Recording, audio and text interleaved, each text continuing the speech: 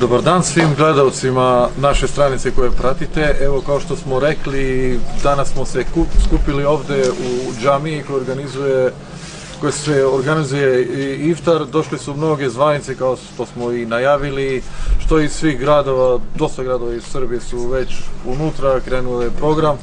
A evo, imamo i prilike da ugostimo ambasadora Irana.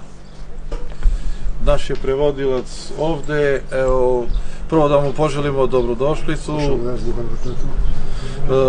Selam aleikum, jedan islamski pozdrav, najbolji pozdrav. I želimo da čujemo od njega kakvi su njegovi utisci džamijom u Boru, da li on imao predstavu da u takvom jednom rudarskom gradu, recimo na istoku Srbije, postoji takav verski از یادشون چه در مورد مسجد شهر بور باوردون میشد خبر داشتید که شهر بور که شهر معدنی شرق صربستان معدنی وجود داشته باشه؟ من به نام خداوند بخشنده مهربان بسم الله الرحمن الرحیم. Ovdje Boga milosti vas milosnog. خوشحالم که به دعوت مسلمانان اینجا فرصت پیدا شد که از این منطقه بازدید بکنیم. Veoma mi je drago što na pozivom muslimana iz ovog kraja imam priliku da posjetim ovaj deo. این هم از برکت ماه مبارک رمضان. To je isto bereket Ramazan mjesec.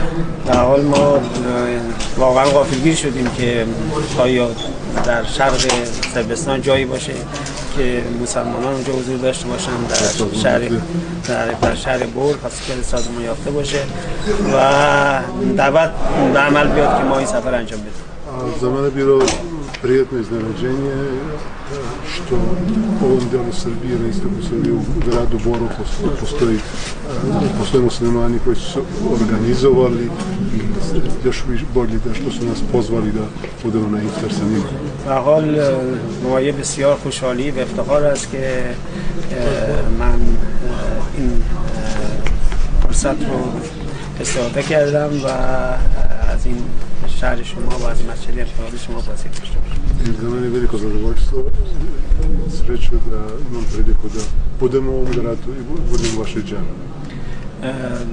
امیدواریم که این شروع خوبی باشه برای اینکه ارتباطات خوبی رو ما بتوانیم با مسلمانان اینجا برقرار کنیم. Nadamo se da će biti dobar početak, da možemo imati dobru komunikaciju sa muslimanima u ovom gradu. ما معمولا محدود بودیم به بلگراد، محدود بودیم به نوی بازار. نمیدونستیم که جایی هستش مثل بور که مسلمان. Obično smo mi svi ograničeni na Novi Pazar ili na Beograd i u suštini malo ko zna da u ovom delu na druge Srbije muslimani u tokom broju. در حال هر کجا که مسلمان حضور داشته باشن ما هم سعی می‌کنیم ارتباطمون رو با اونا برقرار کنیم.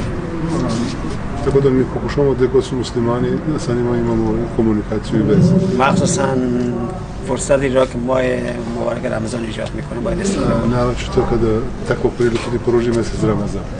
علیرغم اینکه به هر حال راهش مقدار نسبتاً طولانی بود ولی ما با علاقه و مشتاقانه قبول کردیم دعوت شما رو اینجا. Bez obzira na rastojanje geografski, sa zadovoljstvom sam prihvatio poziv da budem večeras sa vama. دیدن شما برای ما واقعا مایه افتخار خوشحالی است. Čast mi da vas vidim i da se družim sa vama. Ja se zahvaljam u ime našeg predsjednika Sadake Meho Sinanovića, u ime celog odbora džamije Medina u Bor, što ste došli.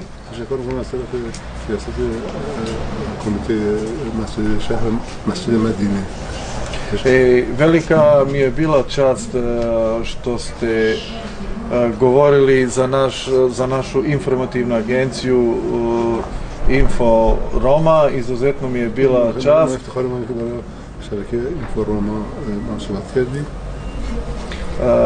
I pošto se i već i približava vreme i iftara, nadam se da nisam te mnogo zadržao, želim da se priključiš džamatu i želim ti dobar provod našem gradu. Nadam se da neće da bude jedini put. امیدوارم که دفعه اول آخر نباشه و خیلی خوشحالم که میخوام وقت میگیرم چون وقت نماز برام مراسم. من یه بار تشکر میکنم از دعوتی که به عمل آوردید. Jeszcze pod chwała za و بسیار مفتخرم خوشحالم که اینجا در خدمت هستم. امیدواریم که همونجور که شما اشاره کردید بار اول و آخر ما نباشه و da to nije prvi i poslednji put. Siguran sam da ćemo nastaviti sa